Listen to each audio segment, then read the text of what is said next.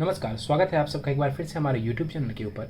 आज की इस कार्यक्रम में हम 41 वर्ष व्यक्ति की जन्म कुंडली का अध्ययन करने जा रहे हैं, जिन्होंने अपने बर्थ डिटेल्स हमारे साथ शेयर किए हैं और ज्योतिष के माध्यम से अपने जीवन से जुड़े हुए प्रश्नों के उत्तर जानना चाहते हैं और साथ ही साथ चाहते हैं कि मैं इनकी जन्म कुंडली का पूर्ण विश्लेषण करूँ। आगे बढ़ने से पहले हर बार की तरह आप सबसे निवेदन है, यदि अभी तक आपने हमारे चैनल को सब्सक्राइब नहीं किया है तो आपसे सब्सक्राइब कर दें और बेल आइकन को दबाना ना भूलें। साथ ही साथ यदि आप सभी इसी प्रकार अपनी जन्म कुंडली का विश्लेषण कराना चाहते हैं या फिर मुझसे संपर्क करना चाहते हैं तो स्क्रीन के ऊपर फ्लैश हो रहे व्हाट्सएप नंबर के ऊपर आप मुझसे संपर्क कर सकते हैं। सीधे आ जाते हैं आज के इस कार्यक्रम के ऊपर। इनके बर्थ डिटेल्स को आप सबों के समक्ष रख देता हूँ। 11 अगस्त 1979 को इनका जन्म हुआ है। जन्म का समय है 3:55 सुबह के और जन्म का स्थान है असम। प्रश्नों की बात की जाए तो फाइनेंशियल स्टेटस के बारे में जानना चाहते हैं कि फाइनेंस मेरा कब बेहतर होगा, यानी धन को लेकर के जीवन में समस्या चली आ रही है और कहते हैं कि पैसा फंसा हुआ है मार्केट में, कर्ज में भी हूँ तो परेशानी है धन से जुड़ी हुई। वैवाहिक जीवन के भी बारे में कहते हैं कि वैवाहिक जीवन टूट चुका है, जीवन से मुश्किलें कब जाएंगी इसके बारे में भी जानना चाहते हैं। तो ये कुछ विशेष प्रश्न हैं इनके 4-5। इनके प्रश्नों को हम विस्तार पूर्वक आखिर में लेंगे, लेकिन सबसे पहले इनकी लग्न कुंडली को देख लेते हैं जो कि हमारे समक्ष है। 4 नंबर से इनकी कुंडली प्रारंभ हो रही है। कर्क लग्न की ये कुंडली बन जाती है और चंद्रमा देवता देखें तो वो मीन राशि में जाकर के विद्यमान है, यानी इनकी कुंडली कर्क लग्न एवं मीन राशि की बनती है। लग्न का मान 13 डिग्री है, लग्न के पास बलाबल बढ़िया है। देखिए यहाँ पर लग्न एवं राशि दोनों ही जल तत्व है, यानी कि इनका जो स्वभाव है वो जल तत्व प्रधान होगा। और कर्क लग्न वाले लोग आमतौर पर समझा जाए तो विनम्र स्वभाव के होते हैं, हृदय से निर्णय लेते हैं, यानी कि दिल से निर्णय लेते हैं, भावनाओं में बह करके कई बार निर्णय लेते हैं और इस वजह से कई बार लोग इन्हें ठग लेते हैं जीवन में। और राशि भी मीन है तो जल तत्व वाली जो बात है ना वो ज्यादा देखने को मिलेगी, भावनात्मक ज्यादा होंगे आप। तो थोड़ा प्रैक्टिकल बनने की जरूरत है आपको अपने जीवन में, थोड़ा प्रैक्टिकल बन करके निर्णय लेंगे तो ज्यादा बेहतर तरक्की करेंगे आज के समय में। यहां पर समझें तो लग्न में 4 ग्रह बैठे हुए हैं, सूर्य, बुध, शुक्र एवं गुरु यहां पर हमें नजर आ रहे हैं। गुरु एवं शुक्र यहां पर अस्त है सूर्य की वजह से, सूर्य के साथ होने की वजह से, और वहीं बुध वक्री होकर के बैठा हुआ है। 3 सौम्य ग्रह लगन में बैठे हुए हैं, ये आपके स्वभाव को बतलाते हैं कि आपका स्वभाव अच्छा होगा। जब इतने सौम्य ग्रह, चाहे वो कारक हो मारक हो, हम उसके ऊपर बाद में आएंगे, लेकिन यहाँ पर इतने सारे सौम्य ग्रह लगन में बैठे हुए हैं तो ये इस बात की सूचना देता है कि आपका जो स्वभाव होगा ना वो बेहतर होगा, वो अच्छा स्वभाव होगा। एक तो वैसे ही आप कर्क लगन के हैं, ऊपर से लगन में 3 शुभ ग्रह बैठा हुआ है और सूर्य भी जो बैठे हुए, तो सूर्य भी आत्मा को दर्शाता है, तो सूर्य भी कोई मेलेफिक नहीं होते हैं बहुत ज्यादा। तो स्वभाव वाइज ये बढ़िया दिख रहा है कि आप जो है अच्छा स्वभाव हो, आपका विनम्र स्वभाव हो। यहाँ पर समझे तो सूर्य धनेश होकर के आकर के लगन में बैठे हुए हैं। सूर्य का लगन में आकर के बैठना आपके लिए बढ़िया है, धन से जुड़े मामलों के लिए इसको बढ़िया माना जाएगा। लेकिन वही बात कर लेते हैं शुक्र की। शुक्र इस कुंडली में सुखेश एवं लाभेश होकर के लगन में बैठा हुआ, यानी कि धन, प्रॉपर्टी, डोमेस्टिक लाइफ यानी कि घर का सुख, परिवार का सुख जिसको कहता है, उसका स्वामी शुक्र लगन में आके बैठा हुआ है। बादकेश भी बनता है शुक्र लगन में आकर के सूर्य के साथ बैठने की वजह से अस्त का हुआ है। कहने का मतलब है कि शुक्र अस्त का है, शुक्र कमजोर है, इस वजह से आपको थोड़ी परेशानी आएगी। किस चीज में? तो स्त्री सुख में, और डोमेस्टिक लाइफ के यहाँ पर कारक हैं, इस वजह से उसमें भी ये थोड़ी कमी कर देगा उसकी सुखों में। दूसरा यहाँ पर गुरु को देखिए तो गुरु 6ठे भाव के स्वामी बनते हैं और साथ ही साथ वो भाग्येश भी हैं। षष्ठेश एवं भाग्येश होकर के गुरु लगन में बैठा हुआ है। अब यहाँ पर कहने को तो हंस नामक योग बन जाएगा, हंस महापुरुष योग बन जाएगा और वो सही भी है, बनना भी चाहिए। तो हंस योग यहाँ पर लाभ तो देगा, लाभ इस मामले में देगा कि ये आपको अपने जीवन में जिम्मेदारी का एहसास कराएगा, आपको अपने जीवन में जिम्मेदारी का एहसास कराएगा, ये आपके व्यक्तित्व को बेहतर करेगा, आपके स्वभाव को बेहतर करेगा। लेकिन अब ये कहें कि ये गुरु आपको बहुत ज्यादा लाभ दे दे, इसकी संभावना थोड़ी कम नजर आती है, इसकी संभावना थोड़ी कम नजर आती है, क्योंकि ये षष्ठेश भी बनते हैं। तो यहाँ पर जो ऋण की बात आपने की ना, ऋण का स्वामी उच्च का होकर के लगन में बैठा हुआ है, तो ये ऋण वगैरह देने वाले होंगे आपको। तो पेट संबंधित, डाइजेशन संबंधित मसलों का भी आपको ध्यान रखना चाहिए। डाइजेशन वगैरह में कई बार गुरु परेशानी कर देते हैं। तो यहाँ पर आपका नेचर तो बढ़िया नजर आ रहा है, लेकिन उससे आपको बहुत ज्यादा लाभ मिलता हुआ नजर नहीं आ रहा। बुध की बात कर लेते हैं। यहाँ पर 9 डिग्री के साथ बुध बैठे हुए हैं, वक्र अवस्था में भी हैं यहाँ पर बुध। और इस कुंडली में बुध को समझा जाए तो तृतीयेश एवं द्वादशेश होकर के बुध लगन में है। देखिए, मारक ग्रह माने जाएंगे बुध। इस कुंडली में बुध का लगन में बैठना बहुत बढ़िया नहीं है। ये धन के व्यय को दर्शा रहा है कि कहीं ना कहीं आपका जो धन है वो व्यय होता रहेगा। थर्ड हाउस के लॉर्ड बैठे हुए हैं बुध लगन में आकर के, ये भी दर्शाता है कि जीवन में भाग दौड़ बनी रहेगी। जीवन में भाग दौड़ बनी रहेगी। चीज़ों को हासिल करने के लिए आपको एफर्ट्स लगाने पड़ेंगे, यानी मेहनत करनी पड़ेगी। बैठे रहने से काम नहीं चलेगा। वक्री भी हैं तो वो कई बार उतार चढ़ाव भी अपनी दशाओं में, ये आपको उतार चढ़ाव भी देने वाले होंगे। अब यहाँ पर दृष्टियों की बात कर रहे हैं तो सारे ग्रहों की दृष्टि सप्तम भाव के ऊपर पड़ रही है।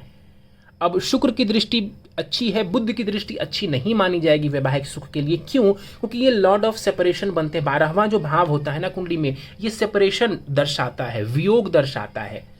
तो यहाँ पर बुध की दृष्टि पत्नी के साथ संबंधों के लिए अच्छा नहीं है। और गुरु की बात करें तो गुरु नैसर्गिक रूप से शुभ हैं, तो नैसर्गिक शुभता की वजह से आपका स्वभाव तो बढ़िया होगा, लेकिन षष्ठेश होने की वजह से आपको उसका लाभ नहीं मिल पाएगा।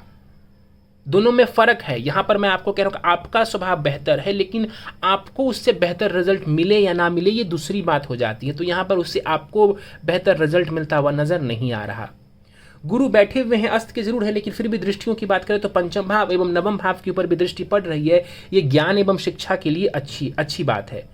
लेकिन यहाँ पर गुरु बहुत ज्यादा अस्त नजर आ रहे हैं। सिर्फ 1 डिग्री का फासला है गुरु एवं सूर्य के बीच में, तो गुरु लगभग पूर्ण रूपेण अस्त नजर आ रहे हैं। नवमांश कुंडली में भी गुरु सूर्य साथ में बैठे हुए हैं। इसका मतलब है कि गुरु काफी हद तक यहाँ पर अस्त और कमजोर नजर आ रहा है। आगे बढ़ जाते हैं, कुंडली के दूसरे खाने को देख लेते हैं। दूसरा भाव यहाँ पर समझे तो ये वाणी का होता है और धन का होता है। यहाँ पर शनि राहु बैठे हुए, शनि राहु की युति श्रापित दोष का निर्माण करती है। और ये जो है ना, ये धन, परिवार, वाणी, इन सबको दर्शाता है। तो अपनी वाणी का ध्यान रखिए, कटु वचन मत बोलिए, किसी की निंदा करने से बचिए। अगर नॉनवेज खाने की आदत है, जो कि यहाँ से लगभग नजर आ रही है, तो अगर नॉनवेज वगैरह खाने की आदत है तो उसमें परहेज करें, उसको खाने से बचें। वाणी का ध्यान रखें और धन के मामलों में भी आपको सावधानी बरतने की आवश्यकता है। यहाँ पर ये जो शनि राहु बैठे हुए हैं, धन को लेकर के, परिवार को लेकर के परेशानी दिखा रहे हैं। शनि की बात कर लेते हैं। सप्तमेश एवं अष्टमेश है शनि, जाकर के धन भाव में बैठे हुए हैं और राहु के साथ बैठे हुए हैं श्रापित दोष बना करके। सप्तमेश है शनि, सप्तम भाव यानी विवाह का भाव। तो यहां पर आपके विवाह को हम सप्तम भाव से देखेंगे। उसके स्वामी शनि षडाष्टक दोष बना करके बैठे हुए। षडाष्टक का मतलब है इस भाव से 8 घर दूर और इधर से 6 घर दूर, तो 6-8 का संबंध बना के शनि दूसरे भाव में बैठा हुआ है, जो कि सप्तम भाव के लिए मारक स्थान होता है। और बैठा भी किसके घर में है? सूर्य के घर में, और बैठा है राहु के साथ। तो यहां पर विवाह के लिए स्थिति, पत्नी के लिए स्थिति बहुत अच्छी नजर नहीं आ रही है। इसके अलावा बात कर लेते हैं राहु की। तो राहु यहाँ पर बैठ करके धन संबंधित थोड़ी बहुत परेशानी, वाणी संबंधित परेशानी, परिवार वगैरह में थोड़ी दिक्कत समस्या दे सकते हैं, तो इसका ध्यान रखिए, वाणी का ध्यान रखिए। यहाँ से बैठ करके शनि चौथे भाव, अष्टम भाव एवं लाभ भाव को देखेगा। अब बड़े ध्यान से समझिएगा, चौथे भाव को शनि ने देखा तो आपकी सुखों में कमी करेंगे शनि, क्योंकि मार्केश है शनि इस कुंडली में। अष्टम को देखेंगे शनि तो ये आयु वगैरह के लिए ठीक है। और कुंडली के 11वें खाने को शनि देवता देखेंगे, 11वें भाव को, तो लाभ मिलने में परेशानी या विलंब की स्थिति उत्पन्न करेंगे। अब देखिए, एक तो धन भाव में शनि ऑलरेडी बैठा हुआ है, ऊपर से लाभ भाव, इनकम भाव को देख रहा है, यानी कि आपकी कुंडली में धन, इनकम, यानी कि धन से जुड़ा हुआ जो भी स्थान होता है ना, उसके ऊपर शनि का प्रभाव है। और शनि इस कुंडली के मार्केश है, तो वो धन आने में परेशानी उत्पन्न करेंगे, धन मिलने में आपको परेशानी और बाधाएं उत्पन्न करेंगे। राहु की बात कर लेते हैं। दूसरे में बैठ करके राहु छठे भाव, अष्टम भाव एवं 10वें भाव को देख रहा है। छठे भाव को देख करके राहु आपको परेशानी, अचानक से किसी प्रकार की परेशानी देने वाले होंगे, ऋण वगैरह की स्थिति। और 10वें भाव के ऊपर राहु की दृष्टि करियर में कई बार उतार चढ़ाव की स्थिति को दर्शाता है। केतु की बात कर लेते हैं। अष्टम भाव में केतु 14 डिग्री के साथ बैठे हुए हैं। 8th हाउस में केतु का बैठना बहुत अच्छा नहीं कहा जा सकता है, यदि हम मटेरियलिस्टिक चीज़ों से के नज़रिए से इसको देखने की कोशिश करें। आई रिपीट, अगर हम मटेरियलिस्टिक चीज़ों के नज़रिए से देखने की कोशिश करें, सांसारिक जो भी भोग की चीज़ें हैं उसके हिसाब से, तो यहाँ पर केतु का बैठना बढ़िया नहीं है। क्यों? क्योंकि केतु यहाँ पर मोक्ष त्रिकोण में बैठे हुए। मोक्ष त्रिकोण का मतलब चौथा भाव, आठवां भाव और 12वां भाव, यहाँ पर केतु बैठा हुआ है और शनि से दृष्ट भी है। शनि से दृष्ट भी है। अब केतु के बारे में समझिए तो केतु जिसके घर में बैठता है वैसा ही रिजल्ट देता है। तो यहाँ पर केतु शनि के घर में बैठा और शनि से दृष्ट भी है, तो पूरी तरह से यहाँ पर केतु शनि के जैसा ही परिणाम देगा। और शनि कैसा है आपकी कुंडली में? तो वो मारक ग्रह है। तो यहाँ पर केतु की दशा चलती है या वैसे भी केतु का फलित किया जाए तो केतु यहाँ पर आपको परेशानी ज्यादा देगा, जीवन में डाउनफॉल देगा, जीवन में डाउनफॉल देने का काम करेगा केतु। हाँ, अध्यात्म वगैरह से जुड़ना चाहेंगे तो वहां पर थोड़ा बहुत लाभ ये दे देगा। अध्यात्म से जुड़ने का मतलब सन्यासी बनना नहीं है। सन्यासी बहुत अलग चीज है, अध्यात्म से जुड़ना ये एक अलग और सामान्य बात है। तो यहाँ पर केतु सांसारिक चीजों में जितना आप जाने की कोशिश करेंगे, केतु परेशानी उत्पन्न करेगा। कई बार आपको अप्स एंड डाउन्स देगा, डाउनफॉल देगा जीवन में। तो ये अच्छी स्थिति नहीं नजर आ रही है केतु की भी। चंद्रमा की बात कर ले तो लग्नेश भाग्य भाव में जाकर के बैठा हुआ है, ये स्थिति बढ़िया है। लग्नेश भाग्य में जाकर के बैठा हुआ हो, इसको बढ़िया माना गया है शास्त्रों में। भाग्य वगैरह से जुड़ा हुआ लाभ, व्यक्ति ज्ञानी हो, इसकी भी संभावना बन पड़ती है। देश विदेश की यात्राएं आप कर सकते हैं और धार्मिक जगहों की यात्रा भी आपको करनी चाहिए, और करते हैं तो आपको लाभ मिलेगा। गुरु की राशि में यहाँ पर चंद्रमा बैठे हुए हैं, थोड़ा अध्यात्म वगैरह में रुचि लीजिए, आपको लाभ मिलेगा, उससे आपका मन शांत रहेगा। यहाँ पर बैठ करके चंद्रमा तीसरे को देखेंगे, मेहनत करवाएंगे और टैलेंट भी आपको देने वाले होंगे। 3 डिग्री के साथ यहाँ पर चंद्रमा मृत अवस्था के हैं। आगे बढ़ जाते हैं, मंगल को देख लेते हैं। मंगल 12वें भाव में 7 डिग्री के साथ कुमार अवस्था में बैठे हुए। इस कुंडली में योग कारक कहते हैं मंगल को। कर्क लगन में योग कारक बनता है मंगल, और वो पंचमेश एवं कर्मेश होकर के 12वें भाव में बैठा हुआ है बुध की राशि में। 12वें में जाकर के मंगल देवता बैठे हुए हैं, तो ये कहीं ना कहीं करियर में और शिक्षा में थोड़ी बहुत परेशानी दे सकते हैं, या फिर विदेश की तरफ भी ये इशारा करते हैं। विदेश से जुड़ करके भी आप काम कर सकते हैं, वहां पर मंगल देवता थोड़ा बहुत लाभ आपको जरूर दे जाएंगे। अदरवाइज यहाँ पर मंगल भी थोड़ी परेशानी आपको देने वाले होंगे। यहाँ पर मंगल बैठ करके मांगलिक भी बनाते हैं। चौथी दृष्टि तीसरे भाव, 7वीं दृष्टि छठे भाव और 8वीं दृष्टि उनकी 7म भाव के ऊपर पड़ेगी। तो यहाँ पर देख करके मंगल दौड़ भाग बढ़ाएंगे। छठे भाव के ऊपर देख करके मंगल संघर्ष देगा, और संघर्ष करेंगे तो उसमें सफलता भी देने वाले होंगे। मंगल की 8वीं दृष्टि विवाह भाव के ऊपर पड़ेगी, तो वैवाहिक जीवन में ये परेशानी देने वाले होंगे।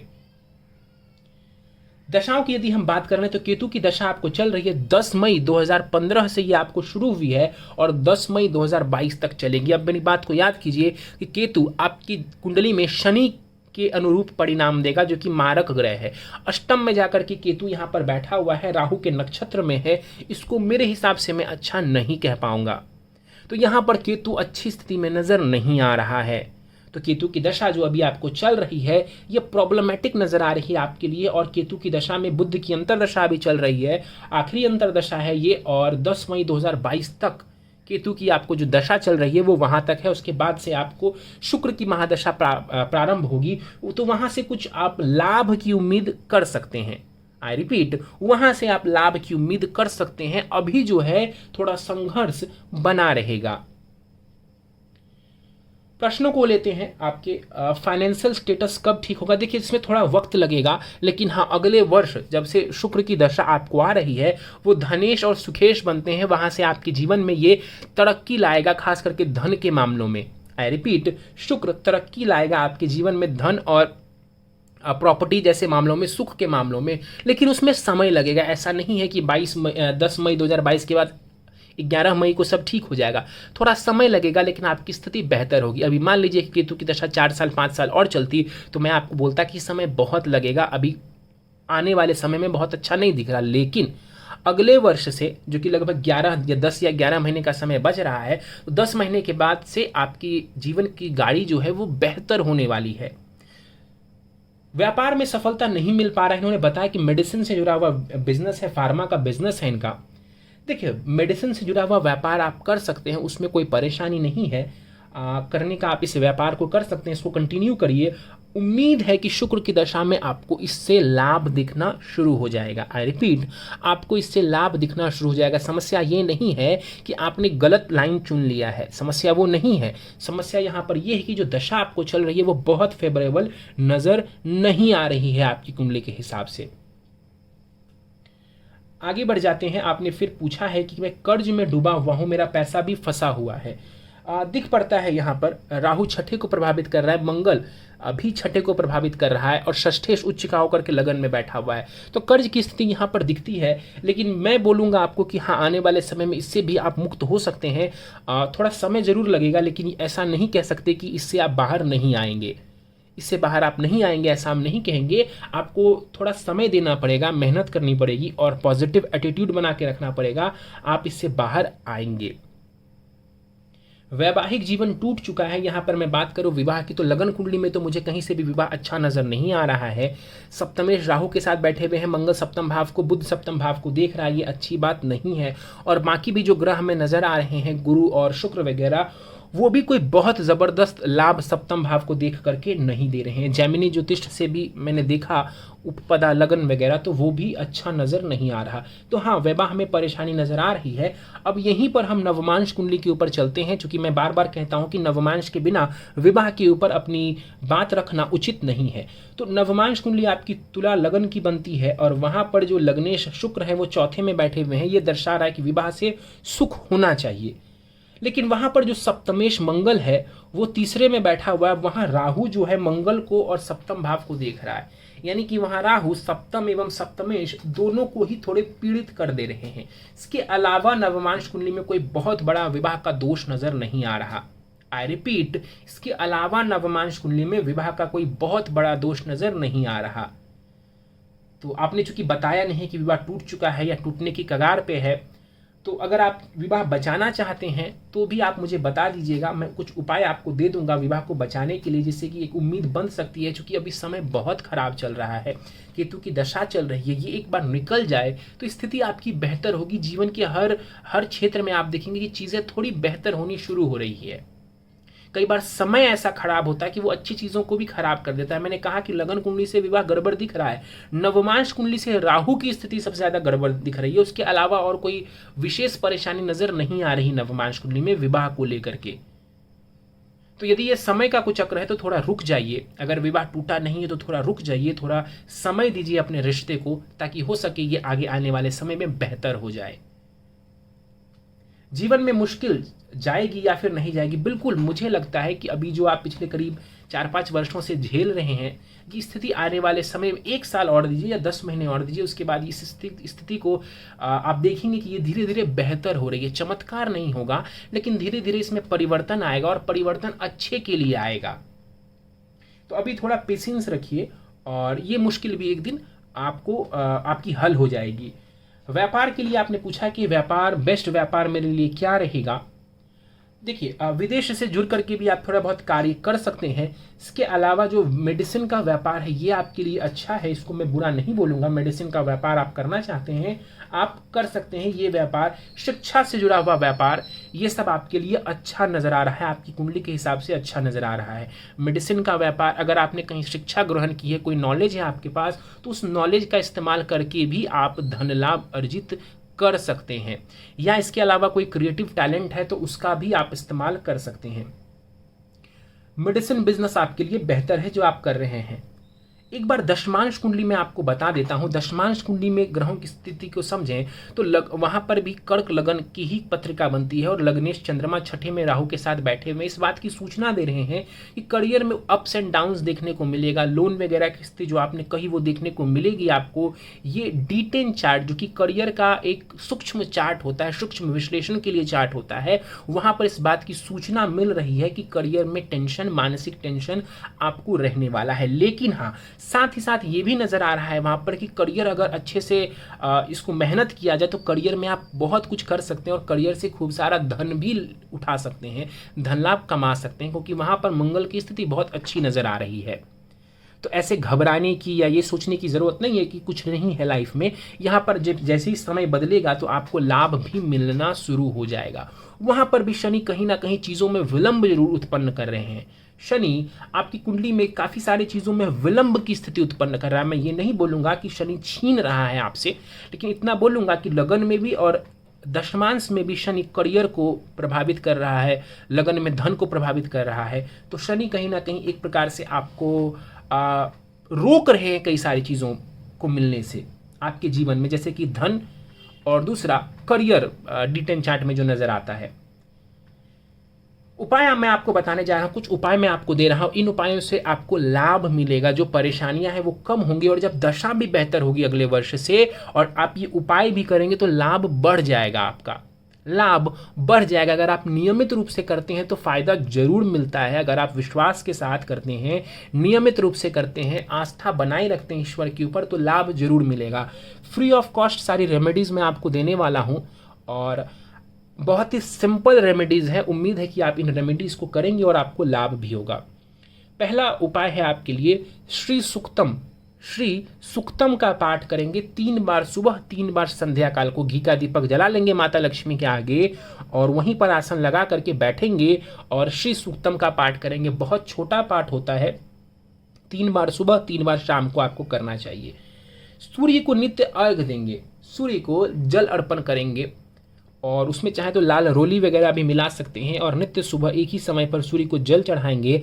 आदित्य हृदय स्तोत्र का पाठ करेंगे, ये सूर्य का पाठ होता है। आदित्य हृदय स्तोत्र का पाठ करेंगे, आपको लाभ मिलेगा। देखिए, जब तक केतु की दशा चल रही है, अब जो उपाय दे रहा हूं ये केतु की दशा के लिए दे रहा हूं, जब तक केतु की दशा चल रही है इस दौरान गणेश जी की उपासना करें। ओम गम गणपतये नमः इस मंत्र का 108 बार जाप करिए नित्य। और बुधवार के दिन गणेश जी को मंदिर में जाकर के उनके चरणों में दूर्वा अर्पित करिए। दूर्वा, जिसको घास कहते हैं, ये कम से कम जब तक केतु की दशा है तब तक करिए। उसके बाद आप चाहें तो इस उपाय को स्किप कर सकते हैं, इसको छोड़ सकते हैं, जो अभी मैंने गणेश जी वाला दिया। अगला उपाय है मैं आपको ऋण के लिए दे रहा हूं, जो आपने कहा कि कर्ज बहुत बढ़ गया है। ऋण मोचन मंगल स्तोत्र का पाठ करेंगे 3 बार, कभी भी करें, सुबह शाम जब भी समय मिले 3 बार आपको करना है और इससे भी आपको लाभ देखने को अवश्य मिल जाएगा।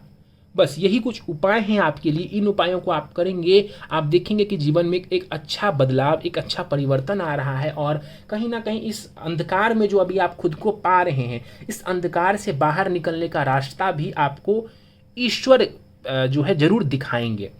कुछ सलाह मैं आपको दे रहा हूं, नॉनवेज से दूर रहिए, अल्कोहल वगैरह से दूर रहिए, कड़वे वचन, कटु वचन, इससे दूर रहिए। आलस्य मत कीजिए, लेजीनेस अगर फील करते हैं तो मत करिए। कहने का मतलब है लेजी मत बनिए, हार्डवर्क करिए, क्योंकि आपका जो काम होने वाला है वो हार्डवर्क से ही होगा। लेजीनेस से दूर रहिए। निंदा, दूसरों की निंदा, चाहे वो सामने वाला कितना भी बुरा हो, कम से कम आपको चाहिए कि आप उसकी निंदा ना करें। क्यों इन सारी बातों को मैं आपको कह रहा हूं? क्योंकि जो सेकंड हाउस है ना, जहां पर शनि राहु बैठे हुए हैं, वो इस बात को दर्शा रहे हैं कि कई सारी जो है परेशानियां आपको या इस तरीके की आदतें आपको हो सकती है, और यदि इन आदतों को आप कंटिन्यू रखेंगे तो ये परेशानी खत्म नहीं होने देंगे। शनि वैसे भी कर्म के अनुसार ही फल देता है, तो कर्मों को ही बेहतर करेंगे तो ही शनि का जो प्रभाव है ना वो धीरे धीरे कम हो जाएगा। और भी आपको शनि का प्रभाव कम करना है तो सबसे बेस्ट उपाय है इस दुनिया में हनुमान चालीसा। अच्छे मन से श्रद्धा पूर्वक सुबह शाम, सुबह भी ना कर पाए तो शाम के समय में हनुमान चालीसा आप पढ़िए, बहुत लाभ देगा। ये जो शनि की वजह से जो अड़ंगा लगता है आपके कार्य में, धन में, ये जो बाधा पहुंचती है, तो हनुमान चालीसा एक और उपाय आप नोट कर लीजिए। एक निश्चित समय पर हनुमान चालीसा आपको पढ़ना चाहिए। धन का इस्तेमाल सोच समझ के करें और जो उपाय दिया है इससे जो इनकम है वो बढ़ेगी आने वाले समय में, और जो रुकावटें आ रही है वो भी दूर होगी। और कॉन्फिडेंस के साथ काम करिए और साथ ही साथ जो है मेहनत करते रहिए। मेहनत करेंगे, जो आने वाला समय है अगले वर्ष से वो आपके लिए एक अच्छा समय नजर आ रहा है। चलिए, तो दोस्तों ये था इस 41 वर्ष व्यक्ति की जन्म कुंडली का अध्ययन। उम्मीद है आपको हमारा यह विश्लेषण का कार्यक्रम पसंद आया होगा। कार्यक्रम पसंद आया तो आप इसे लाइक करें, शेयर करें। अभी तक आपने हमारे चैनल को सब्सक्राइब नहीं किया है तो आपसे सब्सक्राइब कर दें और बेल आइकन को दबाना ना भूलें। साथ ही साथ यदि आप सब इसी प्रकार अपनी जन्म कुंडली का विश्लेषण कराना चाहते हैं या फिर मुझसे संपर्क करना चाहते हैं तो स्क्रीन के ऊपर फ्लैश हो रहे व्हाट्सएप नंबर के ऊपर आप मुझसे संपर्क कर सकते हैं। इस वीडियो में फिलहाल इतना ही। आप सभी का बहुत बहुत धन्यवाद।